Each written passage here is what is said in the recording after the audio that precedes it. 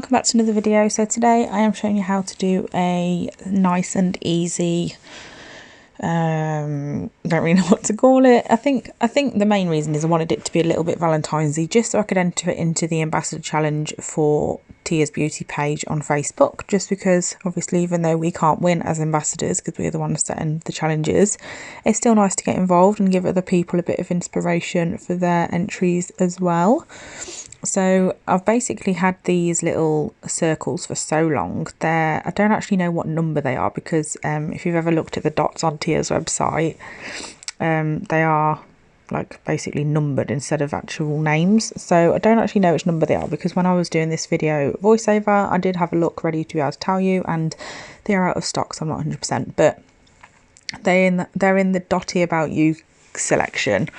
And I absolutely love them. They're beautiful. They're pastel, but also have like a shift to them when you see them in the light, so they're just beautiful. And I've wanted to use them for so long, and I just thought, you know what, we're past like, well, we're not, it's still January, but we're past like the really dark, gloomy days of winter, I feel, because obviously it is starting to get lighter slowly again. So I just thought now would be the perfect time to do some pastels, because why not? We need a little bright and like just something better in our lives at the moment.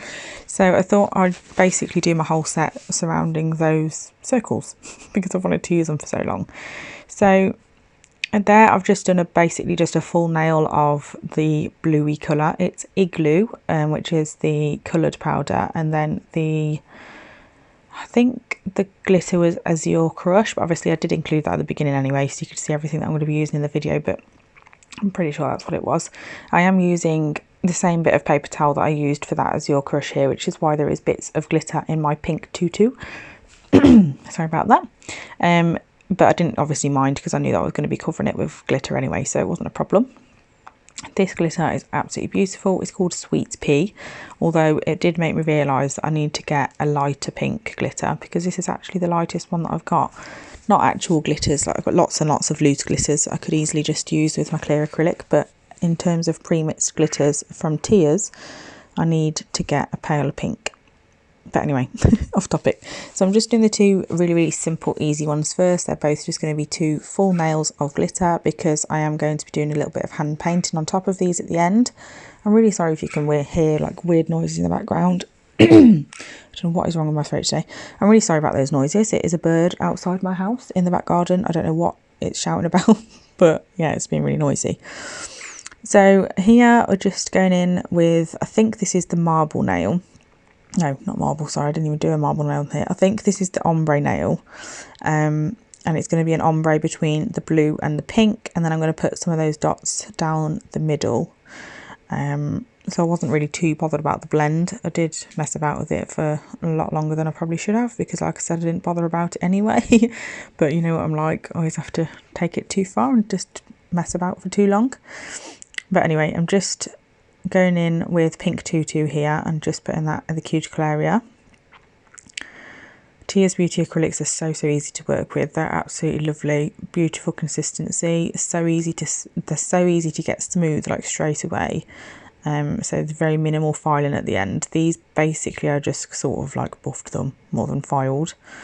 Especially, to be fair, they are actually obviously a practice tip, so it's a lot harder to file, but there was no like lumps and bumps to file out. It was literally just a case of roughing them up ready for a top coat. So I'm just messing around for way too long with the ombre, and then I will go in eventually when I have finished messing. Jesus, just leave it there. I'm not going to, am I? No, I'm not going to leave it. Anyway, eventually, here we go. So I'm just dipping into my clear and then grabbing basically just a bunch of those circles, and I'm popping those just across the middle first of all to get them where I want them there, and then I will put some down the bottom and then at the top. No specific order. I just love these dots. I think they're absolutely beautiful, and there are so many different combinations of colours that you could use these with, just because of how many colours they're actually in there, and because they reflect different colours as well. They're just beautiful. They're a definite must-have, especially for spring, because everyone loves pastel in the spring. Just popping a bit of clear acrylic down so there's something for them to stick to. And then I'm just going to place them exactly where I want them. I obviously faff around with them for too long as well, because you know what I'm like, but I'm honest about it, so it's fine. I'm not in denial. I know I'm a pain in the butt. So once I've finished placing all those down, I will then move on to the next nail. I actually did the next two nails the same, just to keep it all sort of like matched up to each other. So I think this one was a pink, yeah, pink tutu full nail. And as you can see, these colours are so pigmented. For a pale pink to be this pigmented, it's absolutely amazing. You really don't need a lot of it, and you can basically just paint them on. It is so easy to work thinly with these powders. They're absolutely fantastic. I love them. And obviously, as always, my discount code for this website is in the description box, because I'm an ambassador for Tia's Beauty. So every discount code that I've got for you is in the description. So I'm just placing on the dots at the top. So with this nail and the next one that are pretty similar, I did speed up the next one just because it's pretty much the same. I wanted to sort of like a milk bathy type of effect. So I popped some down first, got those all where I wanted them and stuff, obviously being really picky as always. But I did this while the pink underneath was still wet, so the pink underneath ended up on top of quite a lot of the dots and kind of washed them out a little bit, which is what I was going for. And then I picked up a little bit of clear with a little bit of the pink and popped that over the top as well. And then just got a little bit more of the pink, popped that over them, and then put more dots on top of that, so it was like a layered effect. So there was some in the background that were a bit dulled down and underneath the pink, and then there was some on top that were nice and clear. Just gives a little bit more dimension, and yeah, who says you can only do milk bath with flowers? And then once I've done this one, I will then do the other nail the same, but with the blue as the background. So I'll go in with a full nail of Igloo and then do a fade down that, and then we'll come back to do the hand painting.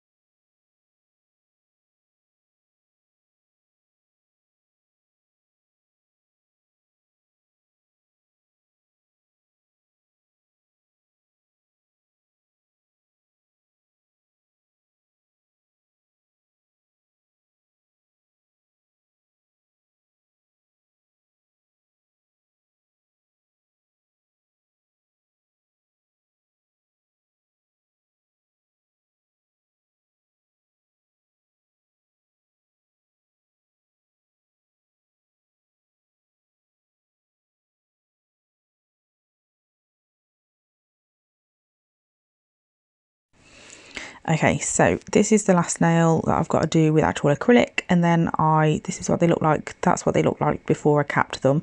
And then obviously here they're all matte because I've capped them with clear acrylic. And then I'm just going in with these gel paints on top of the two glitter nails, because obviously, like I said, I was putting these as inspiration for the Valentine's Day, what's it called, competition on Tia's Beauty website.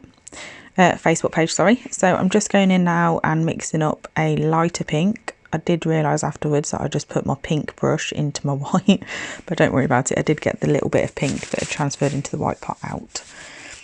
So I'm just giving them all a wipe over with acetone, because I always do that with my acrylic sets. It just melts away any of the like scratch marks on top that I've created with my buffer or file. And then I'm just going in for these three with my top coat, and then the next ones I will matte top coat.